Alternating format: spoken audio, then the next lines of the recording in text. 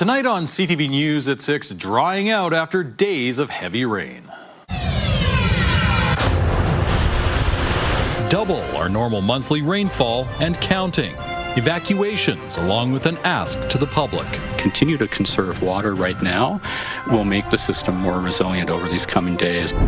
Managing the damage where the water was simply too much for buildings to handle. Really serious water coming in through the roof and then through the ceiling. And as we approach a rainfall record, another is broken. A decades-old mark is surpassed. Next year I want to be on Team Alberta, and then hopefully one day I'll be in the Olympics.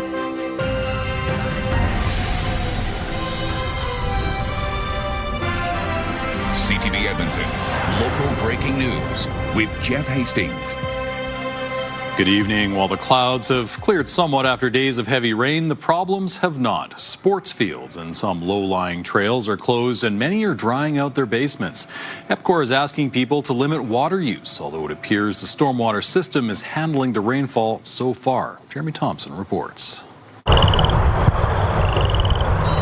The water is high in this storm pond in North Edmonton, in some parts washing over a walking path. Extra swimming space for this mother and her ducklings, and an inconvenience for this man on his daily walk. But he says at least his walkout basement is dry. My basement is fine because I do have a slope on my grass. Despite heavy rainfall for the last week or so, and especially over the weekend, EPCOR says stormwater facilities like this are working as designed. You will see higher levels than normal, and they're doing their job. Anthony Nardi says his team responded to more than 600 calls on Sunday alone. Crews were dispatched to clear catch basins and drains. Ensuring that things are flowing where they're supposed to. Not everything flowed where it was supposed to. Just before 11 o'clock, a dock with some boats still attached dislodged on the North Saskatchewan. Edmonton Fire sent its jet boat to intercept, but crews decided it was unsafe to do so. There's the dock with some boats still attached to it, floating just under the high-level bridge at this point. Took maybe a half hour or so for it to get from Laurier Park to here. All 5 boats appear to have stayed attached to the dock after hitting the high level as the CTV drone tracked it downriver. Elsewhere, the newly renovated pool at Coronation Rec Centre is closing due to weather-related flooding, and the West Lawn Cemetery is also dealing with the deluge, some graves inaccessible due to large puddles. It's enough pressure on the drainage system that EPCOR is calling on Edmontonians to help. Continue to conserve water right now will make the system more resilient over these coming days, so the rainfall can make its way through the pipes and open them up so we can return to normal use. EPCOR says you should cut back on washing dishes, clothes, and yourself as much as possible as more rain is expected this week. And Jeremy joins us now. Jerry, we were expecting to see you outside next to the river by the new Northeast pedestrian bridge. That's clearly not the case. What's going on? Yeah, Jeff, about an hour ago, it was nice and sunny. I did my live hit at 5 in the sun, rejoicing. It was not to last. We were going to be down by the river, which incidentally is at its highest level in the last year or so at about 5.7 meters high right now. But yeah, this rain just kind of, as we've been seeing in the last few days here, started coming down pretty hard again here. So we're doing it from my mobile office in my truck here in the parking lot. The city says that right now all the boat launches, because the river's so high right now along the North Saskatchewan, are closed until further notice. And as you heard, they are asking folks to limit water usage as much as possible. They're going to reassess that this evening and send out another notice. This rain probably will not help that much at all, Jeff. All right, Jeremy, thank you. Jeremy Thompson in the River Valley for us tonight. Well, Toefield is dealing with flooding like it's never seen before. A state of local emergency is in effect for the town because the wastewater system is being taxed by the influx of water. Nicole Lampa reports. It's not the typical morning drive for this motel manager, who is now dealing with extensive water damage. The basement in the office is already flooded, and the boiler room is like half a meter water, and I don't know, the rooms is still okay, but soon it's going to be flooded. Everyone at the Beaver Hill Motel told late Sunday night to get out. Last night came the police and Toefield, town of Toefield, to evacuate everybody. The motel's manager says 14 to 15 rooms were told to leave last night. This morning at a business across the street from here, they're dealing with water at their front door with the potential of a sewer backup. Wading through his parking lot turned mini lake to speak with us, the owner of Toefield Packers describes what he's going through. It's a little tense. There's no water inside the building yet. There are concerns that will soon change. We just tried flushing one of the toilets and it was gurgling, so I know I'm getting close to it coming in the building, and hopefully it doesn't.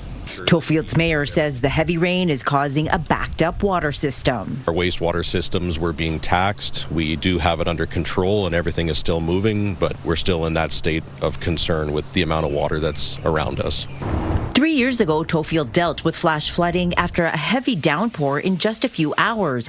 Back then, town officials said the town was built on swampland and doesn't have underground pipes for stormwater, making drainage a frequent problem. Back at the motel, the manager says he's never seen it this bad before and has one guest who is refusing to leave. One guy inside, he doesn't go, and I have to stay too. Nicole Lampa, CTV News, Toefield. In other areas beyond Edmonton, the rain is causing overland flooding. Water systems in several communities are under pressure, and people are being asked to reduce their water use to help. Maureen Valdez-Carletti reports. And it comes out through here and then floods the entire street. Some streets in Sherwood Park look more like rivers. People who live here stunned by the amount of rain that came down. My yard is completely flooded, like just the back of it. The rising water making it difficult for drivers to get around in Spruce Grove. Beaumont was the first community to issue a water supply alert this weekend, and it's still in effect. We had a handful of homes reporting backups in their basements, and we had considerable overland flooding around our stormwater ponds with trails flooding. We've had to close some of that. To help reduce water use, the city closed its sports and rec center. If people all do their part, hopefully we can get out of this pretty quickly. We definitely are keeping an eye on things for the next little while. It's a bit touch and go. The Stony Plain Golf Course has some different action on the green. Closed Monday. Stony Plain and St. Albert issued water reduction advisory Sunday. Our lift stations were struggling. We were at capacity within some parts of our sanitary sewer system. Residents listened, and those advisories were lifted Monday afternoon. I don't think we've ever had a situation where we've put water restrictions in place to help out the sanitary sewer system because of a stormwater issue. So this is a fairly unique one. Floodplains in St. Albert and Sturgeon County are also seeing higher water levels, doing their job. The system is designed to require some flooding of the city, and those areas are designed to be the primary locations that do get flooded when we have these major rainfall events. As for the Sturgeon River, officials expect it'll take a couple weeks to recede. Miriam Valdez-Carletti, CTV News, Edmonton. Let's bring in Josh now. Josh, a couple hours, pretty nice outside. Suddenly not raining in what felt like forever. Yeah, I mean, the heaviest of the rain was done by about lunchtime today. What you're seeing out there right now, we'll show you on the radar map, just some stray showers pushing through. They'll be gone in the next couple of hours. Look at the rain that came down, though, over the course of the weekend and up until about midday today. At the low end, you got a good 60 to 100 millimeters of rain. At the high end across this region, you're looking at 150, 165 millimeters. That's 16 and a half centimeters of rain in 2.5 days. Officially, 102 downtown, 78 at the airport south of the city. Look at Elk Island, 140 officially. Those are the numbers we were showing you from some backyard stations. You add up the official numbers, Blatchford, and this is part of the problem with the flooding, is that it wasn't just a one-off where it was this weekend. We've had, over the last week and a half, a significant amount of rain. We had another super soaker to start the month. So we're now at second place all time, 197 millimeters of rain for the month of June. And we will probably eclipse this. Averages 70 millimeters worth of rain. It's already the wettest June on record at the airport. Records don't go back as far at the airport. There's the big upper level low spinning about in southern Saskatchewan. That's going to continue to pull off to the east. There's what's going through the Edmonton area right now. So you look just north of this, things will start to dry out by about 9, 10 o'clock tonight. We'll see some fog patches and some clearing for tomorrow morning, and then sunshine and 22 for a high tomorrow afternoon. Even warmer Wednesday, Thursday, even sunnier. We'll talk about that in a couple minutes. Thank you, Josh. With a late break in the rain, many people who experienced flooding are starting to clean up. The Insurance Bureau of Canada says your first call in that situation should be to your insurance company before attempting to deal with it yourself. Amanda Anderson reports.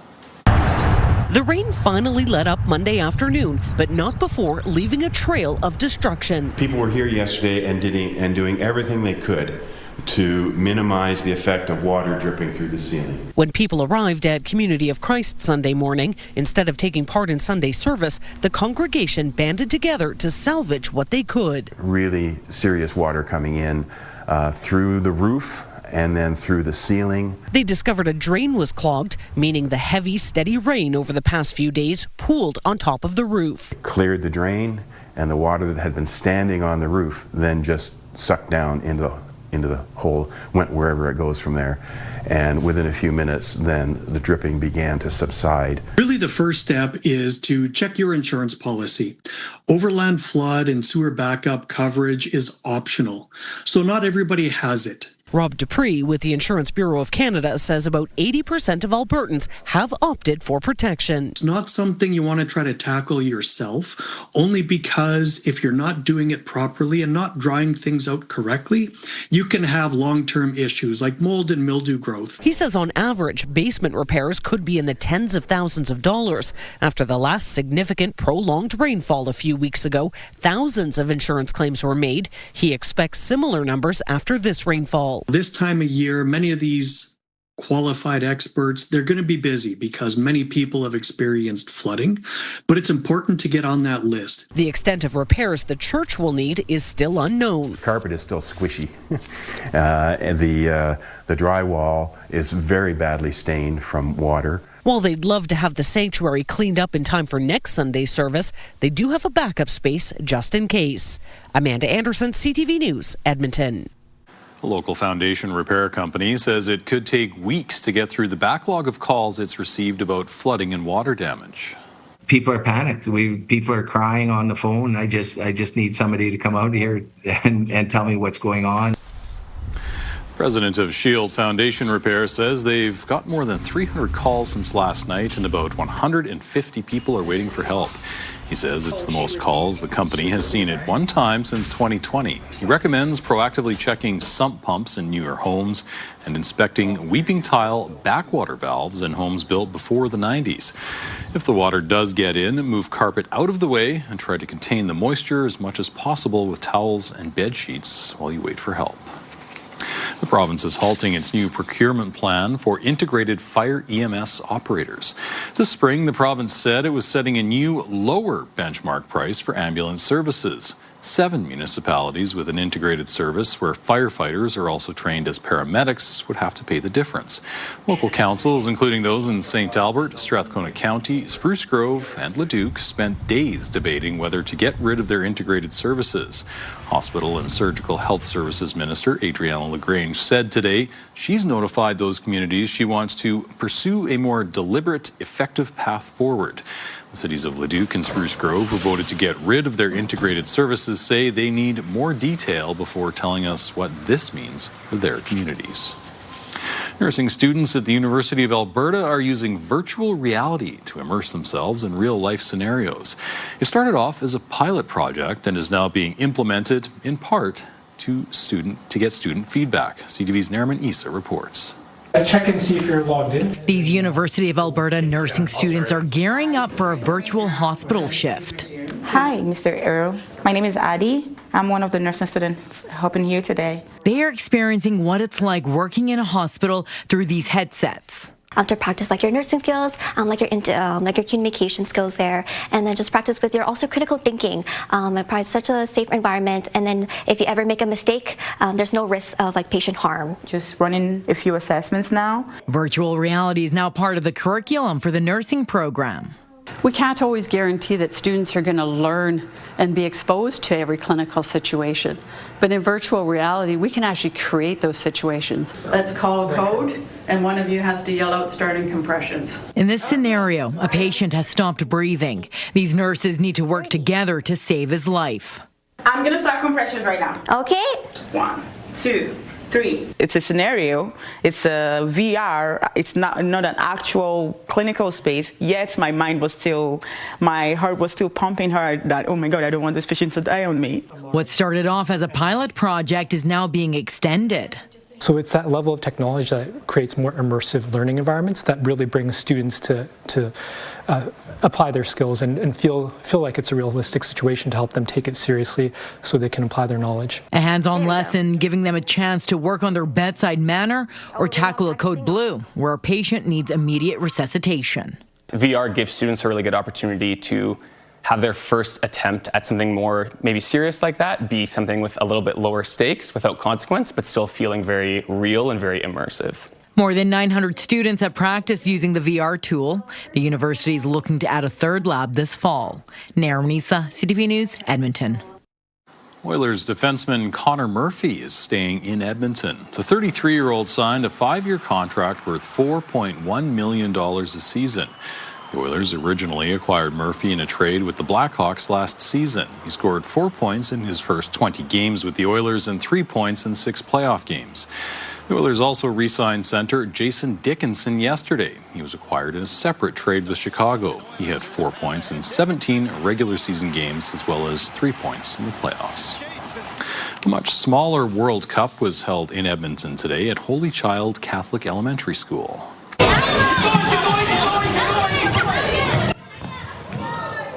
Each year, the school hosts its own soccer tournament called Mundialito. That's Spanish for Mini World Cup. The name is a nod to the school's bilingual program. Much like the real World Cup, each class represents a different country. It's about diversity and multiculturalism, and we hope for the kids to just take that love for the world. I'm feeling very excited that me and my friends can work together and have a fun time and play against other teams and other grades in this tournament. This is the school's 20th year with the Mini World Cup. You'll be able to catch tomorrow's real World Cup match between Panama and Croatia right here on CTV starting at 5 p.m. As for your news coverage, it will be available in a special form on Crave and on our website, ctvnewsedmonton.ca after 6 p.m. Well, still ahead, a Stampede showdown. And if you were to come blast loud music to 3 a.m., 4 a.m. in the middle of a suburban neighborhood, you'd certainly have a lot of people picking up the call. Politicians from all levels of government making plenty of noise over new rules for one of Alberta's biggest festivals. Also ahead. Some odds and ends that are increasing faster than Alberta. Why Alberta's inflation rate is soaring past the national average.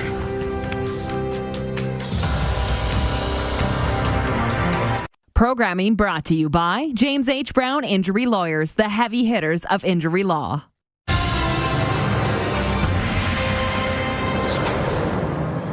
Prices are up, according to Statistics Canada's annual inflation report for the month of May. In Alberta, inflation is higher than the national average for a few reasons. There's some additional factors for Alberta. One would be auto insurance premiums have spiked, as we noted in the report. 26% year over year, recreation costs, some health service costs. So some odds and ends that are increasing faster than Alberta, but I think vehicle insurance premiums would be the number one factor. The national inflation rate hit 3.2% in May, while Alberta's rose to 3.7%.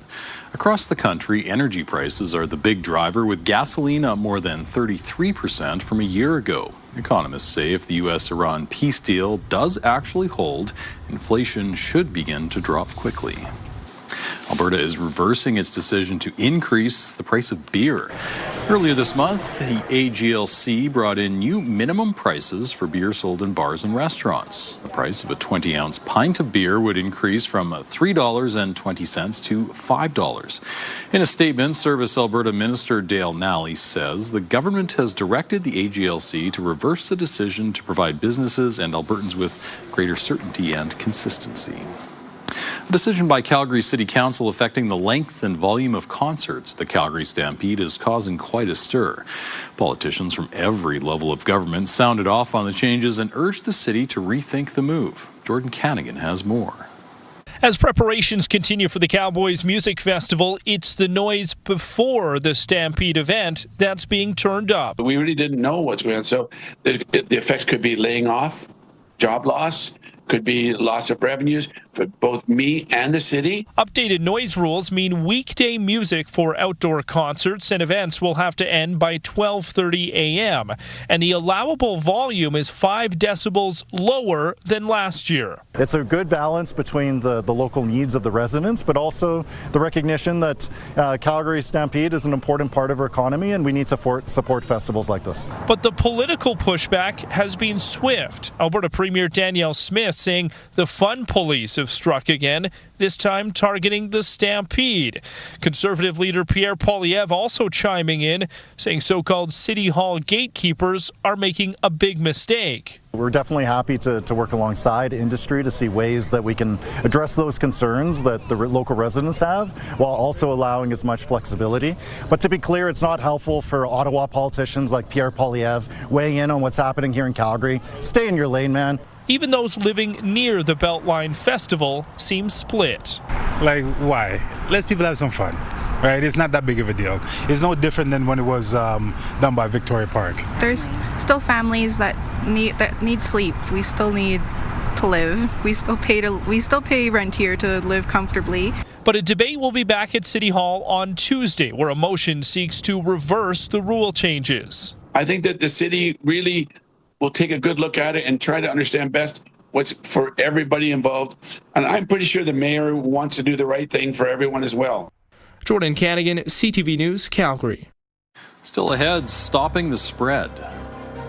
How Parks Canada is protecting our province's bat population from a deadly fungus. Also next. That might have an impact on their population. Why hundreds of worms are working their way to the surface after the weekend rain.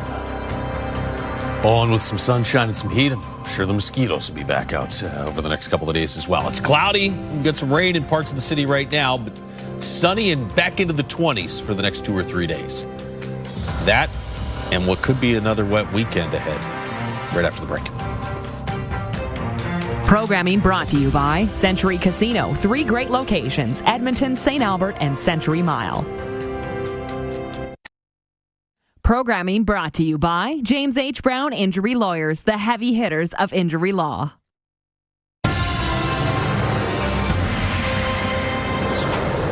Parks Canada is working to slow down the progression of a fatal disease in bats. White nose syndrome is a fungal infection that can kill an entire population of bats. In the past few years, it has been detected in Alberta, including a cave in Jasper National Park. Parks Canada crews are now spreading a fungi-fighting probiotic at cave entrances where bats hibernate. While there is no known cure for the fungus, the probiotic has been shown to inhibit its growth and spread. After days of rain, earthworms have taken over some local sidewalks. This video was taken in South Edmonton yesterday. The worms come out when the soil is saturated. They typically use the air and organic material in the soil to breathe. So when the ground is soaked, they need to come to the surface. I'm sure it's going to have an impact on the population because of, you can see that when they start working on the outside the soil, the birds start eating them, especially magpies, and other birds start hunting them. So that might have an impact on their population. The agricultural science professor says while the worms may gross some people out, they play an important role in keeping the soil healthy. And once the ground dries, the surviving worms will head back underground. I think once it dries, we'll all head back outside to enjoy some sunshine. Yeah. Oh, next couple of days. Okay. It's gonna take a while to really significantly dry out some of those sports fields and golf courses, though. But we do have some sunshine in the forecast. It's raining again. As you look at the River Valley sky cam, temperatures right now sitting at 14 degrees. We get to 18 for a daytime high earlier this afternoon while the sun was out. 22, the average daytime high. We'll be back in that ballpark, it looks like, tomorrow. 12 in Red Deer, 21 in Fort McMurray right now. High level at 28 degrees. And we'll see some really warm temperatures again tomorrow across the north, especially in the northwest, where daytime highs will be in the upper 20s. There's the big upper low. That's the system that brought all the heavy, steady rain our way over the course of the weekend. You can see on the back edge of this, we have had some scattered thunderstorms, some showers developing, and there is, look at poor Toefield here. You saw the flooding there. Lamont, there's some flooding in this area as well. That little heavy cell is dropping off to the south, so that is the last thing they needed there. As far as the city's concerned, you can see there are showers moving through, but looks like the north end is almost out of this. And although there are a couple scattered pockets back to the north of that, I think most of those are going to fall apart before they hit the city. So get to about 9 o'clock, maybe 10 o'clock tonight. That rain's all out of here. And then skies will start to clear. We'll see some fog patches across much of central and north central Alberta tomorrow morning. Then mainly sunny to partly cloudy skies tomorrow afternoon. I think across the north and through parts of east central Alberta, you might see some hit and miss showers or thunderstorms late tomorrow. But it should be dry here in the Edmonton area. Wednesday, same setup. Sunny with a few clouds. Off to the west, we'll have some late day showers and thunderstorms. I've left it out of the forecast. There is a slight chance Wednesday night we might see a stray shower or thunderstorm. But it's really Friday night and into the weekend that has the best chance at turning wet once again. 8 to 10 degree morning lows across central and northern Alberta. 5 degrees in Red Deer tomorrow morning. We'll see daytime highs tomorrow afternoon around 25 in Fort McMurray. 26s, 27s, 28s across the northwest. So there's that heat we were talking about across the northwest. 21 in the forecast for Red Deer for tomorrow. We'll get to about 22 or 23 here in the city. Fog patches in the morning, then sunshine in the afternoon. 24s and 25s for Wednesday, Thursday, Friday. Daytime highs back above average for the first time in a long time. We've only had 2 warmer than average days the entire month of June. And then Friday night, good chance of showers, thunderstorms. Saturday into Sunday, good chance of some more rain. It was looking like this could be a repeat of what we just went through for Saturday, Sunday. Some of the latest runs of the models are hinting that maybe that pattern's not going to line up as perfectly as what we saw over the last couple of days. Fingers crossed for that. I do think there's, we're only 20 millimeters short of the record for the wettest June in Edmonton. I think there's a decent chance that by the end of this coming weekend with that rainfall, we probably set the record for wettest June. Enjoy the dry and warm weather, though, in the next couple of days. Absolutely. Thanks, Josh. Still ahead on CTV News at 6, 4 police officers shot in 2 provinces. Members were approaching the residence and they took incoming gunfire. A deadly and dangerous day in Montreal and small-town Saskatchewan also. He's someone who's always acted with integrity, with determination, with collaboration, and I consider him a friend. The UK will soon have its 7th Prime Minister in a decade. Programming brought to you by Century Casino. 3 great locations: Edmonton, St. Albert, and Century Mile. Programming brought to you by K-Days. The best 10 days of summer are back.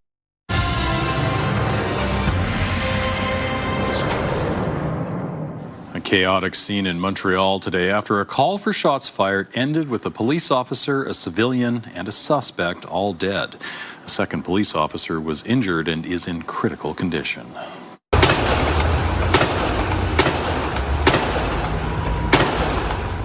Witnesses report hearing around a dozen gunshots. Video shows armed police officers surrounding the door of a grocery store before smashing through the glass.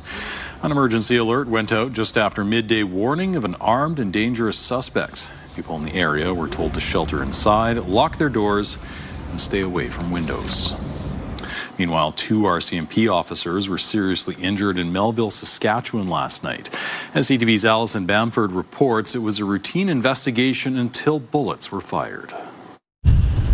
The scene of a routine call that turned ugly when 2 RCMP officers responded to an assault last night. The members were approaching the residence and they took incoming gunfire. The injured officers from Melville, Saskatchewan were transported 150 kilometers west to a Regina hospital, where they are in stable but serious condition. Mounties have the suspect in custody. It's obviously been a very challenging week or 10 days in policing across the country. And as I mentioned, it's just a stark reminder of the dangers our members face every day. Dangerous incidents that Chief Superintendent Murray Chamberlain says are becoming more frequent, with a string of violence against officers playing out across the country. Earlier this month, first responders honored a fallen OPP constable who was hit and killed while attempting to stop a vehicle in Northern Ontario. Days later, a Toronto police officer was shot dead while executing a high-risk search warrant.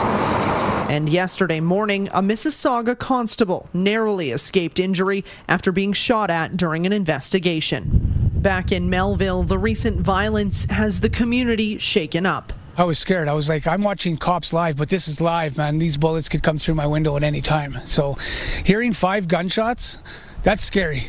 Saskatchewan RCMP say they're still investigating the Melville shooting. No charges have been laid yet. And today, Mounties say there's a focus on supporting one another as these incidents can take a toll on the entire force. Canada's energy minister says the strategy outlined today represents a new chapter for Canada's nuclear program.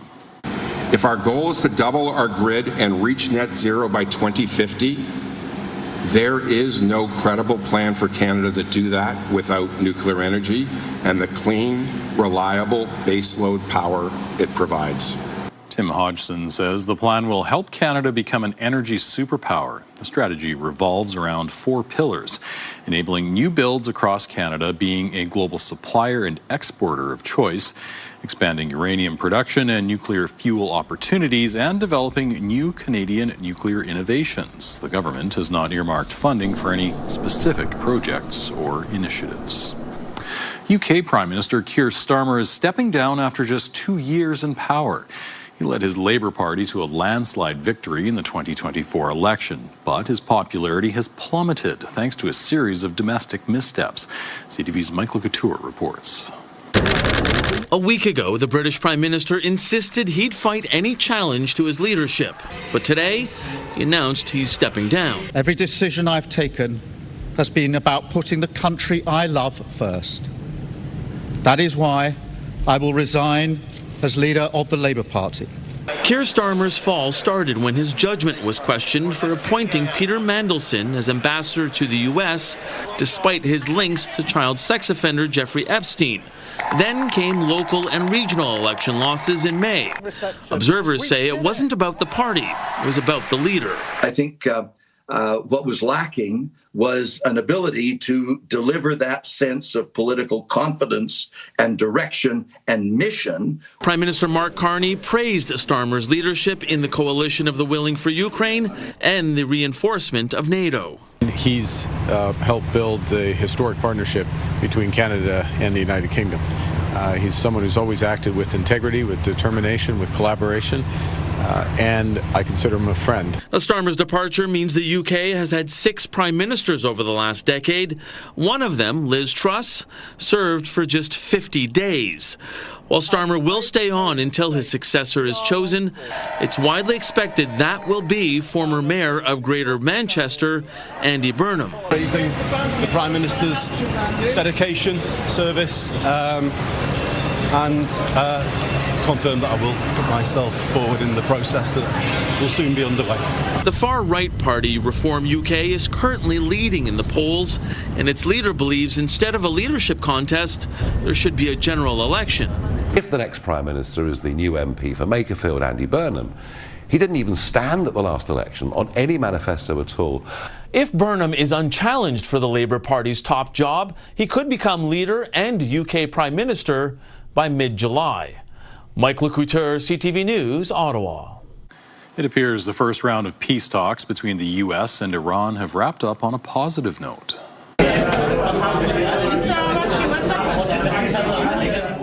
Mediators say there has been, quote, encouraging progress. Iran's prime minister says sanctions on his country's oil have been waived and some of its frozen assets released.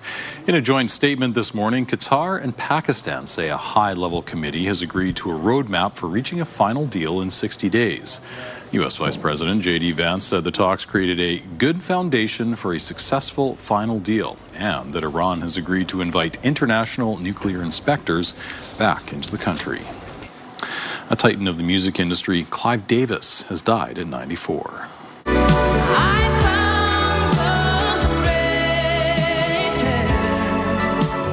Davis guided the careers of Whitney Houston, Barry Manilow, and Aretha Franklin, to name a few. He started his career at Columbia Records, rising to become a household name in the music business. His last position was Chief Creative Officer for Sony Music Entertainment. Davis had been hospitalized recently with respiratory problems. Still ahead, a changing landscape. There's a reckoning in the auto sector that you have to build where you sell. Canada's industry minister is overseas making the case for manufacturing electric vehicles in Canada. Also next. That'll mean a much more stress-free, less anxiety for you as you're heading through screening. New technology at the Edmonton International Airport expected to streamline security during the busy summer season.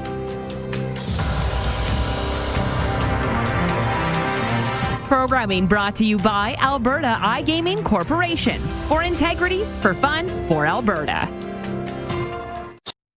Wake up with us at CTV Your Morning Edmonton for the latest local news, up-to-the-minute weather, traffic updates, and lifestyle entertainment. There's no brighter way to start your day. CTV Your Morning Edmonton, weekdays 6 to 9. Watch live on Crave.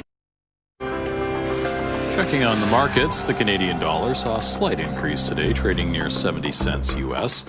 Oil was down a little less than $2, closing just under $74 a barrel. Gold, meantime, saw a $43 drop. On the stock markets, the TSX is up 144 points. The Dow Jones also up 148 on the day.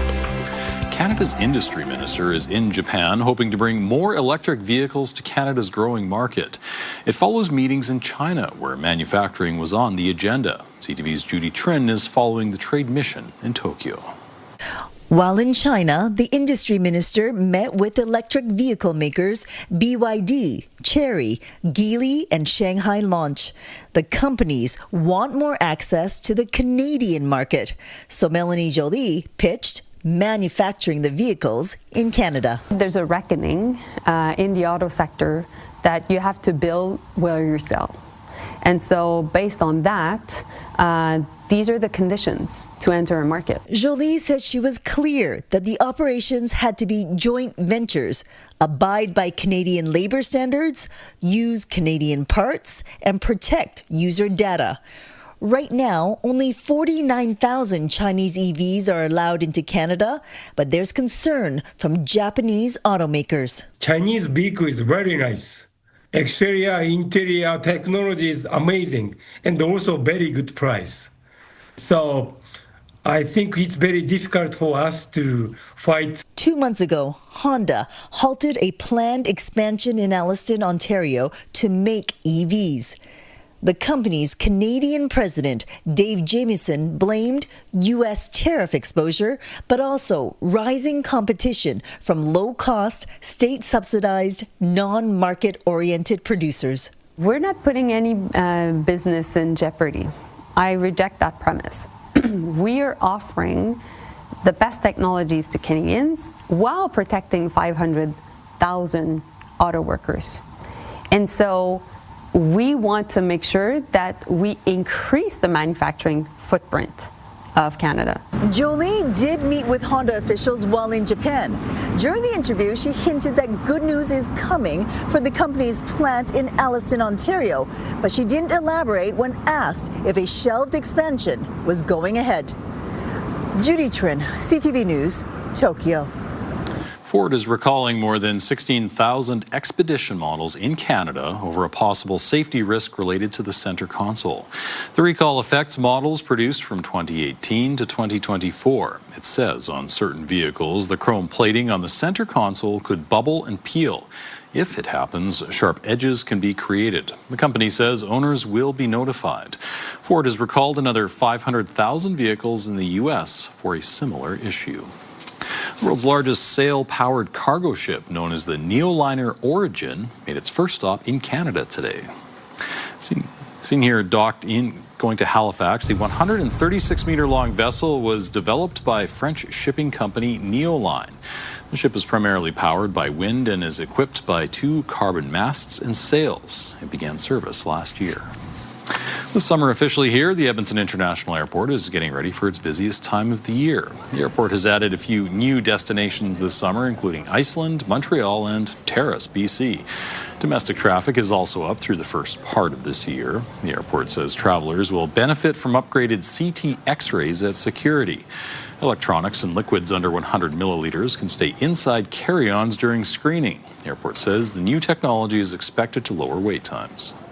All of that process, going through those screening devices, we want to make that easy for you. And so if you're well prepared, if you go to CATS's website, you have that understanding, you're packed and you're ready to go, that'll mean a much more stress-free, less anxiety for you as you're heading through screening.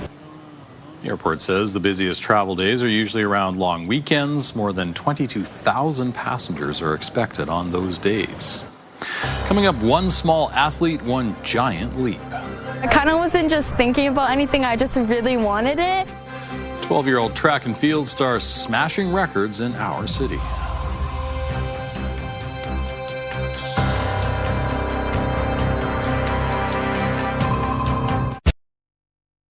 Programming brought to you by Alberta iGaming Corporation. For integrity, for fun, for Alberta. Stay with us. We've got another full night of great shows for you tonight on CTV.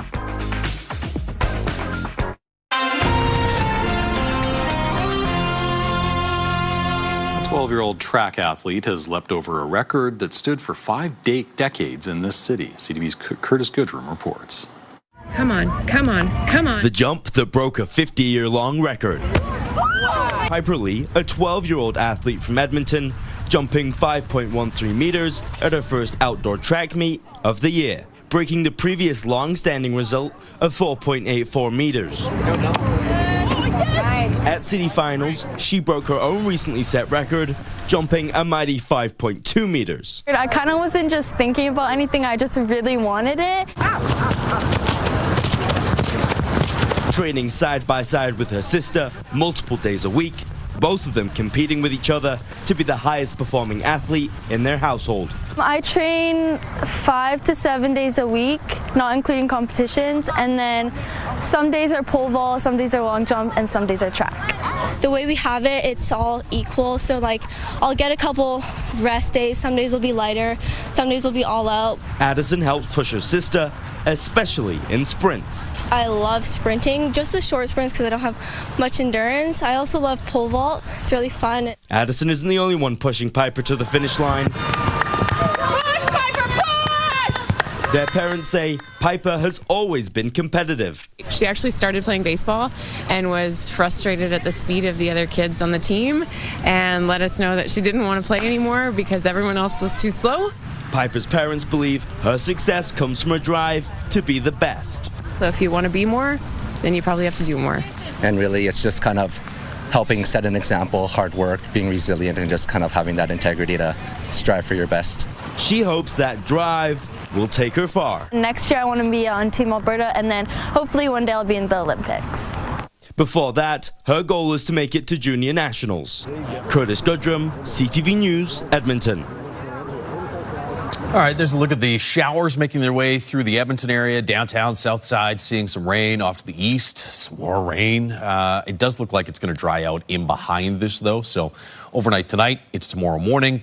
See some fog patches develop and then some sunshine and about 22 or 23 for a high. Mid-20s Wednesday, Thursday, Friday, and then could see some more steady rain this coming weekend. We'll see how that develops. The other thing, and thanks to Ryan for pointing this out, he just sent me an email. It's a tale of two provinces. It's been super wet, Edmonton areas to the east. It is extremely dry in northwestern Alberta. So we'll spend a little more time focusing on that in the coming days. Absolutely. Thank you, Josh. And thank you very much for sharing your time with us. Just a quick reminder, because we have World Cup Soccer on CTV tomorrow at the time we're normally on air, we're doing a special online edition of CTV News that'll be posted after 6 p.m. on our website, ctvnewsedmonton.ca. Hope to see you there.